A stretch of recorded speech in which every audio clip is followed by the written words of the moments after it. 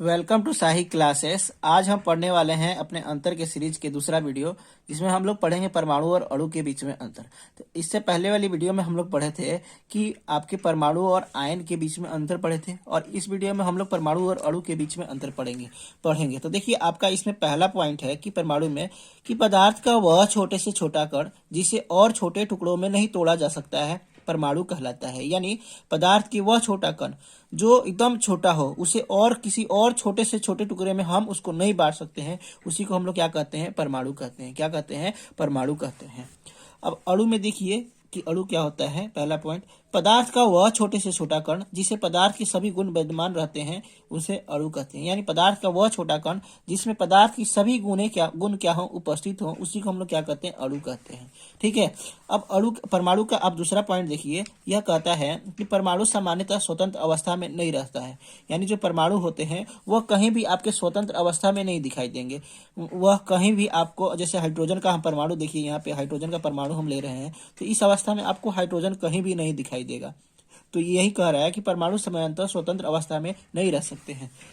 अणु में देखिए दूसरा पॉइंट, अणु स्वतंत्र अवस्था में रह सकता है। अणु जो है वह स्वतंत्र अवस्था में रह सकता है। अब देखिए, अणु जो होता है H2 होता है, ये O2 होते हैं, ये सब आप देख सकते हैं कि ये आपके इस अवस्था में पाए जाते हैं, पर परमाणु आपका H अवस्था में कभी भी नहीं पाया जाएगा। अगला तीसरा पॉइंट हमारे पास है, परमाणु परमाणु प्रोटॉन, इलेक्ट्रॉन, न्यूट्रॉन से मिलकर बना होता है। जो परमाणु होते हैं वह प्रोटॉन, इलेक्ट्रॉन और न्यूट्रॉन तीनों के मिलकर बने होते हैं, परंतु अणु जो होता है, अणु परमाणुओं से मिलकर बना होता है। यानी एक परमाणु हाइड्रोजन का, दूसरा हाइड्रोजन का परमाणु, दोनों मिलकर एक H2 अणु का निर्माण करते हैं, एक H2 अणु का निर्माण करते हैं। ठीक है। तो जो अणु होते हैं वह परमाणुओं से मिलकर बने होते हैं। अब उदाहरण में देखिए आप परमाणु में कि उदाहरण, ऑक्सीजन गैस में O2, ऑक्सीजन गैस में अणु O2 में O परमाणु, यानी ऑक्सीजन जो आपका ये बना हुआ है O2 अणु, इसमें ये दो परमाणुओं से मिलकर बना हुआ है। एक ये परमाणु ऑक्सीजन का और एक दूसरा ऑक्सीजन का परमाणु से मिलकर यह बना हुआ है। ठीक है।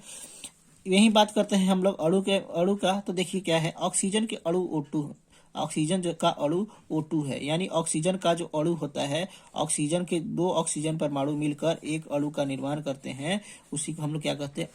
अणु कहते हैं। यानी देखिए, दो ऑक्सीजन परमाणु मिलकर एक ऑक्सीजन का निर्माण किए हैं, ऑक्सीजन अणु का निर्माण किए हैं, इसी को हम लोग कहते हैं अणु कहते हैं। Thank you for watching this video कैसे लगा आपको प्लीज़ हमें कमेंट्स करके बताइए, और मिलते हैं अपने अंतर के सीरीज में अगले वीडियो में।